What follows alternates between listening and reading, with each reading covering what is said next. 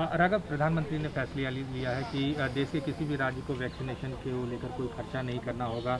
अब केंद्र सरकार ही +18 के जितने भी लोग हैं उनको वैक्सीनेट करेगी। ये बड़ा फैसला लिया है केंद्र सरकार ने। देखिए, प्रधानमंत्री जी के आज संबोधन को बड़ी डिटेल में हम सब ने सुना, और सुनने के बाद मैं बस एक ही चीज़ कहना चाहूँगा कि देश के सुप्रीम कोर्ट, उच्चतम न्यायालय को बहुत बहुत शुक्रिया अदा देशवासियों की ओर से, दिल्ली वासियों की ओर से, सुप्रीम कोर्ट को, देश के उच्चतम न्यायालय को, हमारे ऑनरेबल जजेस को बहुत बहुत शुक्रिया अदा, जिन्होंने लगातार बीते कुछ दिनों से वैक्सीन की नीति पर चल रही हेयरिंग में केंद्र सरकार को लताड़ा, डांटा और एक केंद्र सरकार की तरह काम करते हुए देश में हर व्यक्ति के लिए वैक्सीन मुहैया करानी, उपलब्ध करानी और वैक्सीन लगाने का काम उनको सौंपा, जो जिसकी जिम्मेदारी उनकी थी।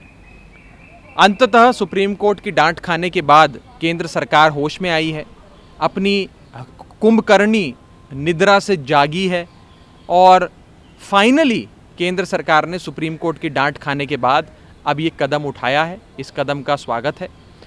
देर आए दुरुस्त आए।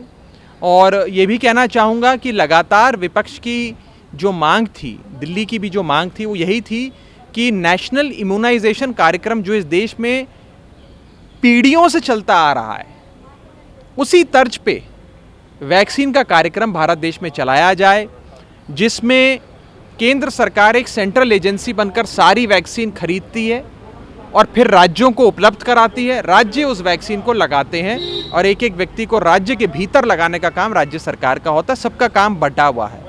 इस देश में जो नेशनल इम्यूनाइजेशन कार्यक्रम आज से पहले लागू हुआ, उसी को लागू करने की हमारी मांग थी।